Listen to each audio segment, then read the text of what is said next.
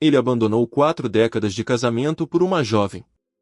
Mas ela guardava todos os segredos dele.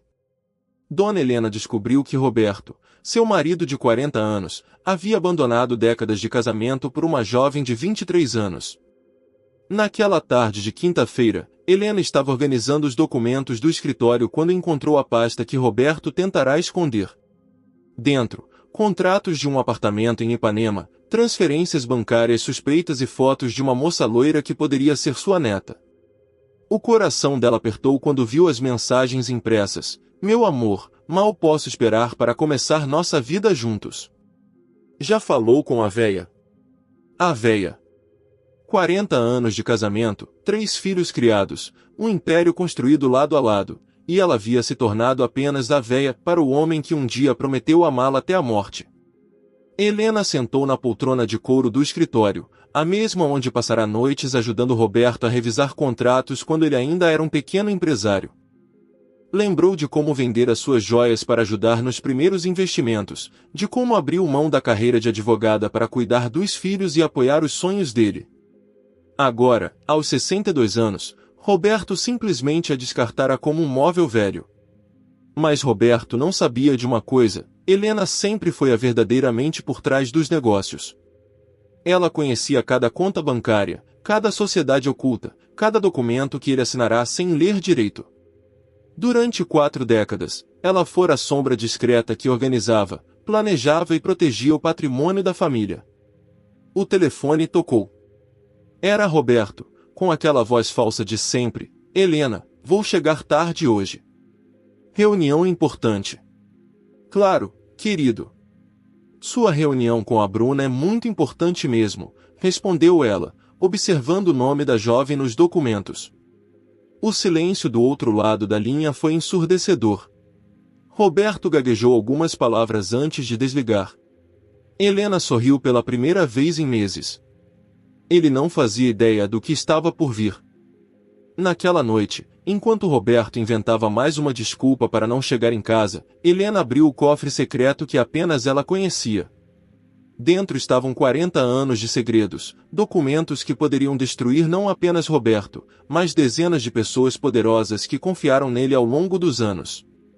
A vingança de Helena não seria apenas pessoal. Seria pública, devastadora e definitiva.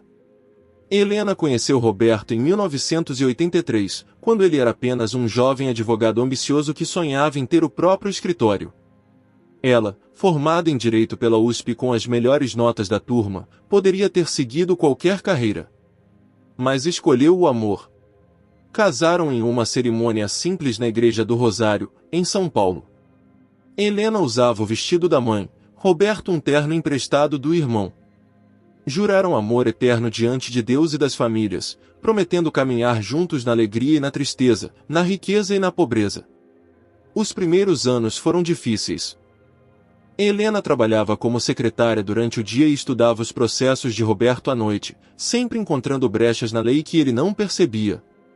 Foi ela quem descobriu a oportunidade de investir em terrenos na Barra da Tijuca, quando ninguém apostava na região.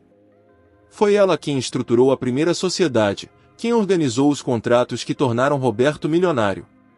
Quando os filhos nasceram, Roberto Júnior, Mariana e Patrícia, Helena abriu mão de tudo para se dedicar à família. Acordava às 5 da manhã para preparar o café, revisar os documentos importantes e ainda levar as crianças à escola. Roberto viajava constantemente, fechando negócios que ela havia planejado nos mínimos detalhes. As pessoas viam Roberto como um empresário brilhante, mas Helena sabia a verdade: por trás de cada decisão acertada, estava ela. Por trás de cada contrato milionário, suas análises jurídicas. Por trás do sucesso dele, o sacrifício dela. Durante os anos 90, quando Roberto quase faliu por causa de uma sociedade mal estruturada, foi Helena quem encontrou a solução. Ela descobriu irregularidades nos documentos dos sócios, conseguiu anular os contratos e salvou o patrimônio da família. Roberto nunca soube desses detalhes. Para ele, foi apenas sorte. Helena sempre acreditou que estava construindo algo junto com Roberto. Que os sacrifícios valiam a pena. Que um dia ele reconheceria tudo o que ela fez. Mas os anos passaram, Roberto ficou mais distante, mais arrogante. Começou a tratar Helena como uma funcionária da casa, não como a parceira de uma vida inteira. Quando completaram 35 anos de casamento, Helena ainda tinha esperanças. Preparou uma festa surpresa, convidou amigos e família. Roberto chegou atrasado, bêbado, reclamando que não queria esse tipo de exposição. Naquela noite, Helena chorou sozinha no banheiro, mas ainda acreditava que as coisas poderiam melhorar. Agora, aos 62 anos, descobrindo que Roberto planejava abandoná-la por uma jovem que mal conhecia a vida, Helena finalmente entendeu. Ela havia sido apenas um degrau na escada do sucesso dele.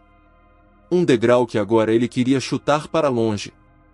Mas Roberto esqueceu de um detalhe importante: Helena sabia onde todos os corpos estavam enterrados. Helena decidiu que não confrontaria Roberto diretamente. Em vez disso, começou a investigar cada movimento dele com a precisão de um detetive. Durante 3 semanas, fingiu não saber de nada, mantendo a rotina normal enquanto coletava evidências. Descobriu que Roberto havia alugado o apartamento em Ipanema há 6 meses, mentindo sobre reuniões de trabalho. As transferências bancárias mostravam uma quantia absurda sendo gasta mensalmente, R$50 mil só em cartões de crédito para Bruna, a jovem de 23 anos que conhecera em uma festa corporativa. Mas o que mais chocou Helena foi descobrir que Roberto já havia procurado um advogado especialista em divórcio. Nos e-mails que ela acessou através da conta empresarial, viu as estratégias para minimizar os danos patrimoniais e acelerar o processo sem complicações. Roberto planejava deixá-la com uma pensão miserável, argumentando que ela nunca trabalhou de verdade. Nunca trabalhou de verdade. Helena quase riu da ironia.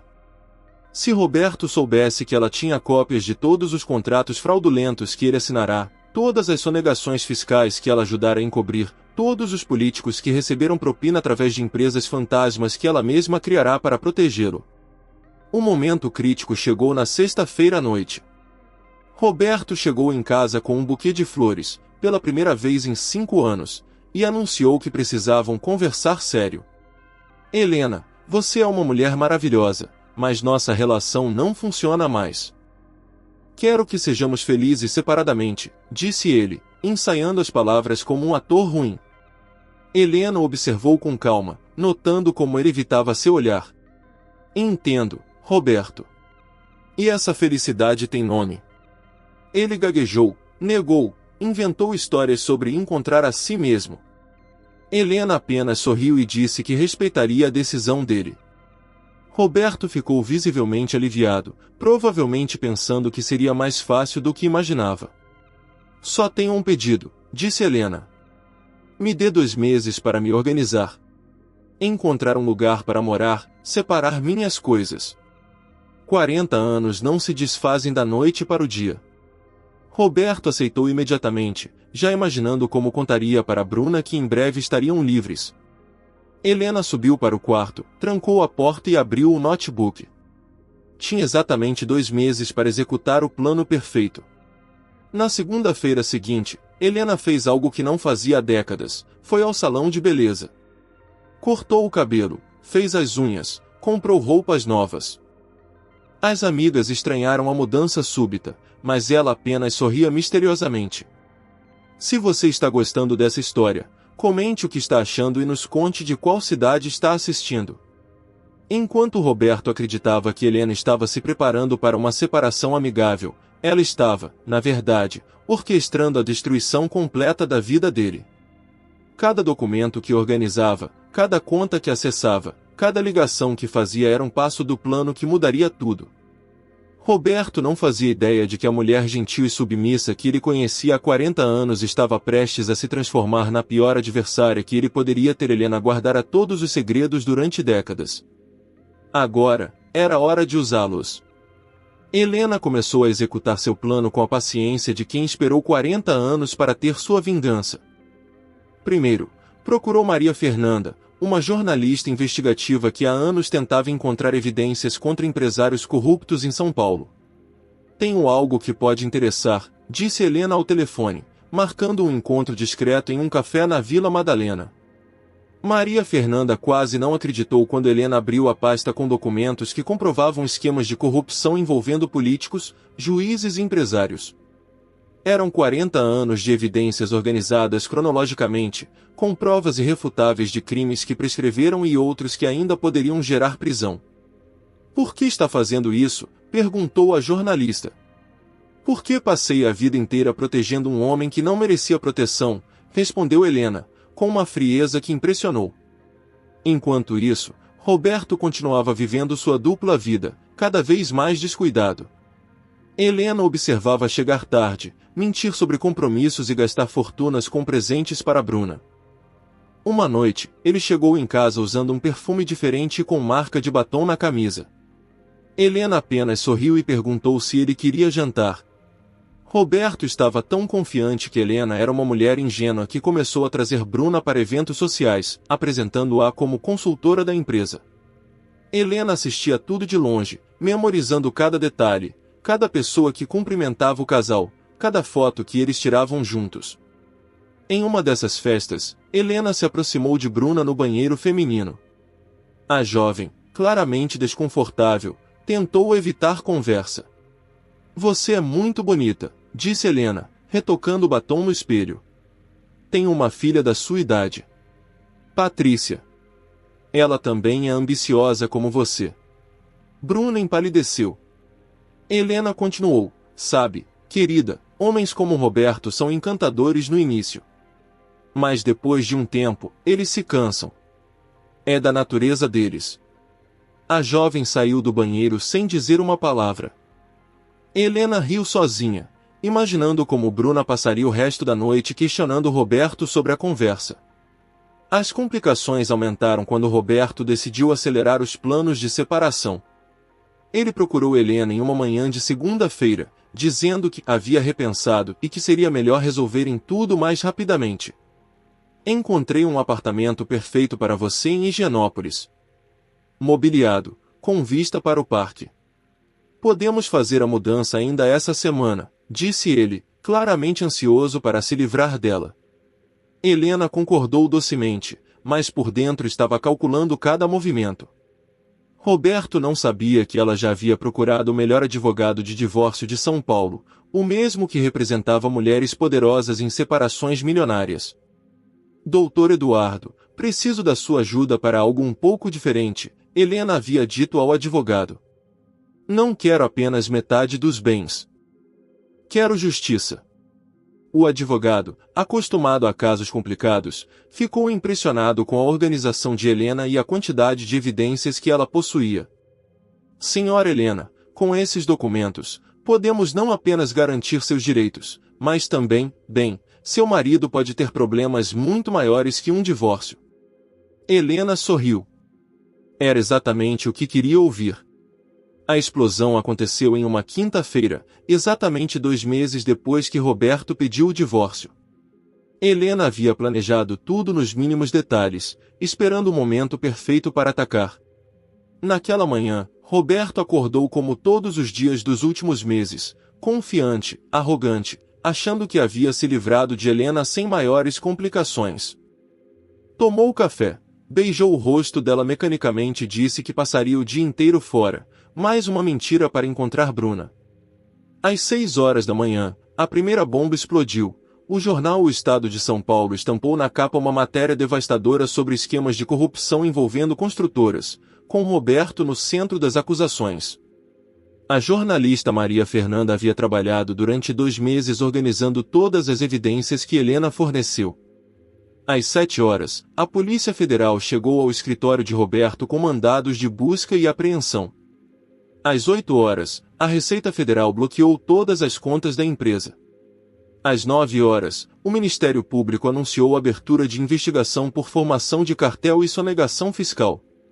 Roberto ligou para Helena desesperado: "Helena, você precisa vir aqui agora. Não entendo o que está acontecendo. Alguém vazou informações." "Que pena, Roberto. Estou na manicure. Depois a gente conversa", respondeu ela, desligando o telefone. Mas a verdadeira humilhação de Roberto estava apenas começando. Helena havia guardado o melhor para o final. Às 11 horas da manhã, diversos sites de fofoca publicaram simultaneamente fotos de Roberto com Bruna em situações íntimas, acompanhadas de uma entrevista exclusiva que Helena havia dado. Mulher traída após 40 anos de casamento revela esquemas de corrupção do marido milionário, era a manchete principal. Na entrevista, Helena contava com detalhes como havia descoberto a traição, como se sentiu humilhada e como decidiu que a justiça precisava ser feita. Durante 40 anos, protegi esse homem, construí um império ao lado dele, abri mão dos meus sonhos para realizar os dele. E como ele me agradeceu? Me trocando por uma menina que tem a idade da nossa neta, gastando milhões com ela enquanto planejava me deixar na miséria, disse Helena na entrevista, com lágrimas nos olhos. O impacto foi devastador. Em poucas horas, Roberto passou de empresário respeitado a símbolo de corrupção e traição conjugal. Amigos pararam de atender suas ligações, sócios cancelaram contratos, clientes importantes fugiram da empresa. Bruna, que até então vivia no luxo às custas de Roberto, também foi exposta publicamente. Fotos dela usando joias caríssimas, viajando para o exterior e ostentando uma vida de milionária viralizaram nas redes sociais, acompanhadas de comentários cruéis sobre interesseiras e destruidoras de lares. À tarde, quando Roberto finalmente conseguiu chegar em casa, fugindo de jornalistas e advogados, encontrou Helena tomando chá tranquilamente na sala, assistindo às notícias na televisão. "Por que fez isso comigo?" perguntou ele, com a voz embargada. Helena o olhou nos olhos pela primeira vez em meses e respondeu com uma calma assustadora: "Por que você esqueceu de uma coisa importante, Roberto? Eu sei onde todos os seus segredos estão enterrados. E depois de 40 anos protegendo você, decidi que era hora de desenterrá-los." As consequências da vingança de Helena foram além de tudo que Roberto poderia imaginar. Em 48 horas, sua vida inteira desmoronou como um castelo de cartas. A Polícia Federal executou mandados de prisão contra Roberto e mais 12 pessoas envolvidas no esquema. Ele foi preso em flagrante tentando embarcar para Miami com passagens compradas em nome de Bruna, uma tentativa desesperada de fugir do país que apenas piorou sua situação legal. As imagens de Roberto algemado na delegacia deram a volta no Brasil. O homem que um dia foi capa de revistas de negócios agora era manchete policial. Helena assistiu à cobertura jornalística em casa, sozinha, sem demonstrar nenhuma emoção. Bruna, por sua vez, desapareceu completamente. Sumiu das redes sociais, mudou de número de telefone, segundo rumores, havia voltado para a casa dos pais no interior de Minas Gerais. A jovem que sonhava com uma vida de luxo descobriu que ser amante de homem casado tem um preço muito alto. Os filhos de Helena reagiram de formas diferentes. Roberto Júnior, o mais velho, inicialmente ficou revoltado com a mãe. "Você destruiu nossa família. Papai pode ir para a prisão por causa do que você fez." Mas Mariana e Patrícia, as filhas, apoiaram a mãe completamente. "Finalmente alguém fez justiça", disse Mariana. "Vocês não fazem ideia do que nossa mãe passou todos esses anos." A sociedade paulistana se dividiu. Algumas pessoas consideraram Helena uma heroína, a mulher que teve coragem de expor um sistema podre de corrupção. Outras a viam como uma vingativa que destruiu a própria família por orgulho ferido. Compartilhe esse vídeo com alguém que também vai gostar. O patrimônio milionário do casal foi completamente bloqueado pela justiça. Carros importados, apartamentos, casas na praia, investimentos, tudo confiscado como garantia para o pagamento de multas e reparações. Roberto, que um dia teve fortuna estimada em 200 milhões de reais, agora dependia de advogado dativo. Helena, ironicamente, saiu ilesa de toda a situação legal. Seu advogado havia estruturado tudo de forma que ela aparecesse apenas como vítima, tanto da traição quanto dos crimes do marido. Todos os documentos que comprometiam Roberto foram apresentados como evidência de que Helena também havia sido enganada durante décadas. A casa onde viveram por 30 anos virou cenário de curiosos. Vizinhos contavam para jornalistas histórias sobre o casal, sempre destacando como Helena era uma mulher admirável e Roberto sempre foi arrogante. 3 meses depois da explosão do escândalo, Helena deu uma única entrevista coletiva na porta de casa. Vestida de preto, com uma elegância natural que contrastava com o caos ao redor, ela declarou: "Não tenho prazer em ver o pai dos meus filhos preso. Mas durante 40 anos, fui cúmplice silenciosa de crimes que prejudicaram nosso país. Chegou a hora de fazer a coisa certa, mesmo que isso significasse sacrificar minha zona de conforto."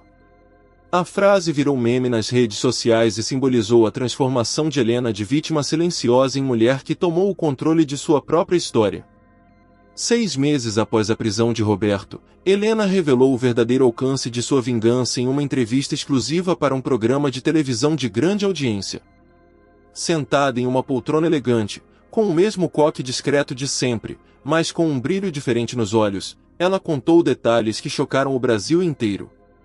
As pessoas acham que minha vingança foi impulsiva, movida apenas pela dor da traição. Mas a verdade é que eu planejei tudo durante anos, revelou Helena, com uma serenidade impressionante. A apresentadora, visivelmente surpresa, perguntou: "Como assim, Dona Helena?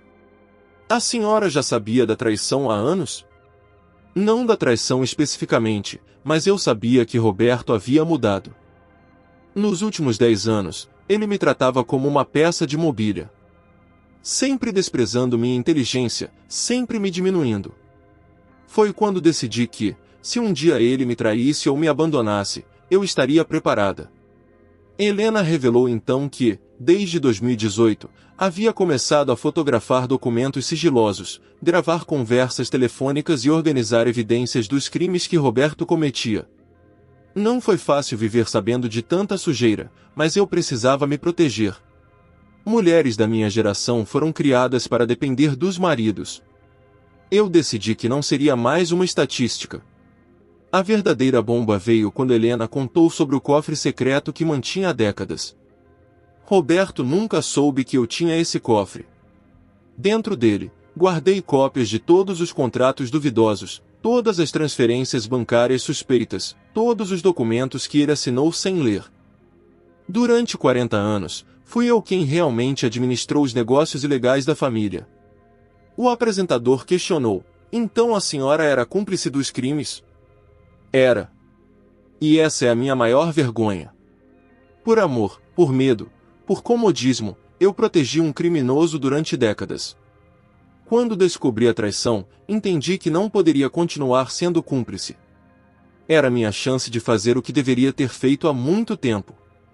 Helena revelou que havia doado toda a sua parte dos bens recuperados pela justiça para ONGs que ajudam mulheres vítimas de violência doméstica. "Dinheiro sujo não constrói uma vida limpa. Prefiro recomeçar do zero aos 62 anos do que viver com o peso dessa culpa." A transformação de Helena era visível não apenas nas palavras, mas na postura. A mulher que durante décadas se escondia atrás da figura imponente do marido agora falava com autoridade sobre política, economia e justiça social. "Descobri que sou muito mais inteligente do que Roberto sempre me fez acreditar. Durante anos, ele me convenceu de que eu era apenas uma dona de casa sem capacidade para entender negócios. Mas a verdade é que fui eu quem estruturou as principais operações da empresa dele." O programa mostrou documentos que comprovavam que Helena tinha formação em direito e havia trabalhado como advogada antes do casamento, fatos que Roberto sempre minimizou em público, apresentando a esposa apenas como minha companheira. "Hoje entendo que fui vítima de violência psicológica durante décadas. Roberto me diminuía constantemente, me fazia acreditar que eu era burra, incapaz, dependente. A traição foi apenas a gota d'água de um relacionamento abusivo que durou 40 anos. A revelação mais impactante veio no final da entrevista. Helena contou que Roberto, da prisão, havia tentado fazer um acordo com ela através de advogados. Ele ofereceu dividir os bens que restaram se eu retirasse as acusações e parasse de colaborar com a justiça. Chegou até a mandar uma carta pedindo perdão, dizendo que ainda me amava." "E qual foi sua resposta?" perguntou o apresentador. Helena sorriu pela primeira vez na entrevista: "Mandei dizer que era tarde demais. Que o amor não volta depois que descobrimos quem a pessoa realmente é. Roberto não me amava. Ele amava ter uma mulher submissa que protegesse seus crimes e cuidasse da sua reputação. A entrevista terminou com Helena anunciando seus planos futuros. Havia voltado a estudar direito para se atualizar e pretendia trabalhar como consultora para mulheres que passam por divórcios complicados. Quero usar minha experiência para ajudar outras mulheres a não repetirem meus erros. A não aceitar migalhas de afeto em troca de uma vida inteira de dedicação. A entender que nunca é tarde para recomeçar. Ao sair do estúdio, Helena foi cercada por mulheres que queriam abraçá-la, contar suas próprias histórias de traição e abuso, pedir conselhos. Naquele momento, ela entendeu que sua vingança havia se transformado em algo muito maior, um símbolo de resistência para milhares de mulheres que viviam situações similares. Roberto, assistindo à entrevista da cadeia, finalmente compreendeu a dimensão do que havia perdido. Não apenas uma esposa submissa, mas a mulher mais inteligente que conheceu em sua vida. A mulher que, durante 40 anos, foi seu cérebro, sua consciência e sua proteção. Agora, aos 65 anos, Roberto enfrentava a perspectiva de passar os próximos 15 anos na prisão, enquanto Helena, aos 62, descobria uma liberdade que nunca havia experimentado. Um ano após a prisão de Roberto, Helena recebeu uma carta que mudaria para sempre sua percepção sobre o impacto de sua vingança. A carta era de Ana Beatriz, uma mulher de 45 anos de Recife que havia assistido a sua entrevista na televisão. Dona Helena, a senhora salvou minha vida sem saber. Há 20 anos sou casada com um homem que me trata exatamente como Roberto tratava a senhora. Ele me diminui, me humilha, me faz acreditar que sou incapaz. Quando vi sua história, entendi que não preciso aceitar isso para sempre. Ana Beatriz contava que havia tomado coragem para procurar um advogado e descobrir sobre o patrimônio do casal. Para sua surpresa, encontrou evidências de que o marido mantinha contas secretas e havia transferido bens para o nome da amante. Se a senhora não tivesse tido coragem de agir, eu continuaria cega para sempre. A carta emocionou Helena profundamente. Ela percebeu que sua história havia se tornado algo muito maior que uma simples vingança pessoal. Centenas de mulheres enviavam mensagens contando histórias similares, pedindo conselhos, agradecendo pela inspiração. Helena decidiu transformar sua experiência em missão de vida. Criou um canal no YouTube chamado Recomeço aos 60, onde dava conselhos jurídicos básicos para mulheres em relacionamentos abusivos. Em 6 meses, tinha mais de 500 mil inscritos. Os filhos de Helena também foram profundamente afetados pela transformação da mãe. Mariana, a filha do meio, confessou em uma conversa: "Mãe, eu não sabia que a senhora era tão forte. Durante anos, achei que era apenas uma dona de casa comum. Agora vejo que sempre foi uma guerreira." Roberto Júnior, que inicialmente havia se revoltado com a mãe, procurou Helena para pedir desculpas. "Eu estava reproduzindo o comportamento do papai, achando que mulher tem que ser submissa. Você me ensinou que estava errado." O caso de Helena virou filme documentário, livro e até série de televisão. Mas o que mais a orgulhava eram as mudanças concretas que sua história provocou. Advogados especializados em divórcio relatavam um aumento de 40% na procura por mulheres acima dos 50 anos. ONGs que ajudam vítimas de violência doméstica receberam mais doações do que nunca. Roberto, da prisão, escrevia cartas para Helena que ela nunca respondia. Nas cartas, ele pedia perdão, dizia que havia entendido os erros, prometia mudança. Mas Helena havia aprendido a diferença entre arrependimento genuíno e desespero de quem perdeu tudo. Perdoar não significa voltar. Perdoar significa se libertar do rancor para poder seguir em frente, Helena explicava em seus vídeos. A vida social de Helena também mudou completamente. Amigos antigos que sempre a viam como a esposa do Roberto agora a procuravam para pedir conselhos sobre negócios e vida pessoal. Ela descobriu que tinha opiniões próprias sobre política, economia, arte, opiniões que ficaram sufocadas durante 40 anos.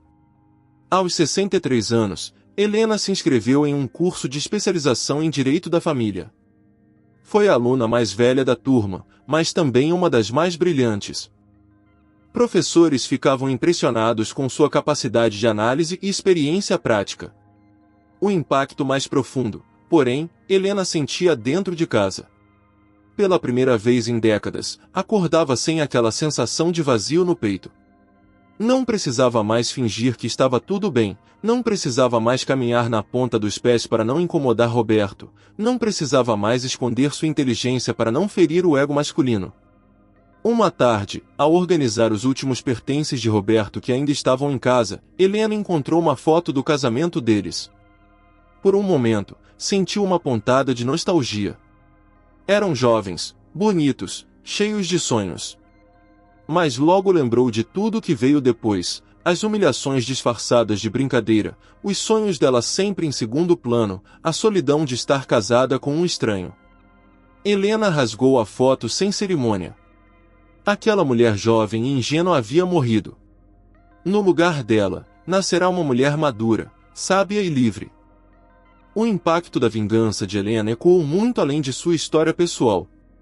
Ela havia criado um precedente: mulheres maduras não precisavam aceitar traição e humilhação em silêncio. Tinham direito à dignidade, ao recomeço, à vingança justa quando necessário.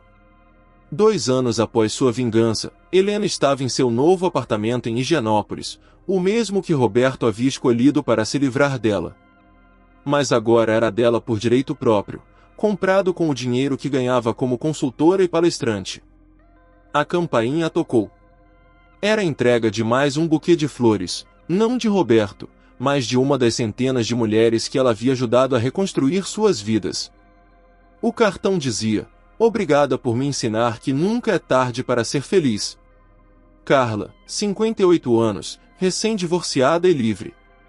Helena sorriu, colocando as flores no vaso da sala. Cada flor representava uma vida transformada, uma mulher que havia encontrado coragem para não aceitar migalhas de amor. Seu legado estava consolidado.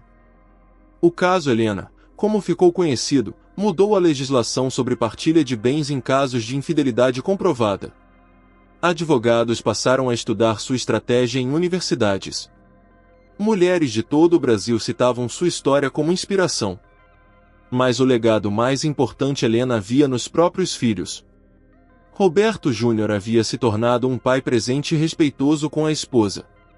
Mariana abriu o próprio escritório de advocacia, especializado em direitos das mulheres. Patrícia, a caçula, escolheu ser promotora de justiça, inspirada pela luta da mãe. "Mãe me ensinou que justiça às vezes demora, mas sempre chega", disse Patrícia em uma entrevista. Roberto, ainda preso, havia perdido completamente o contato com os filhos. Bruna, a jovem que causará toda a destruição, havia casado com um fazendeiro de Minas Gerais e nunca mais foi vista em São Paulo.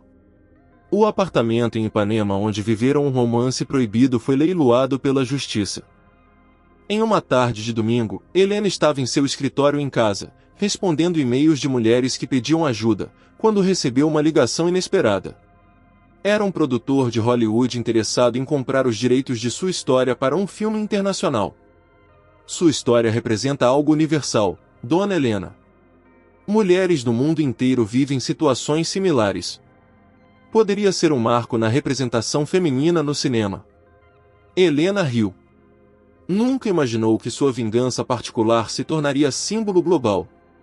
Mas aceitou participar do projeto, com uma condição: parte dos lucros seria destinada a ONGs que ajudam mulheres vítimas de violência doméstica. Naquela noite, Helena se olhou no espelho antes de dormir. Aos 64 anos, via uma mulher que não conhecia 2 anos atrás. Cabelos grisalhos assumidos com orgulho, rugas que contavam histórias de luta, olhos que brilhavam com uma dignidade reconquistada. "Obrigada", sussurrou para seu reflexo, "por não desistir de mim." A vingança de Helena havia se transformado em algo muito maior que a punição. Havia se tornado renascimento, inspiração, revolução silenciosa. Ela não destruiu apenas a vida de Roberto, reconstruiu a própria vida e inspirou milhares de outras mulheres a fazer o mesmo. Roberto perdeu tudo: dinheiro, status, família, liberdade e dignidade. Mas Helena ganhou algo que nunca teve: a própria identidade.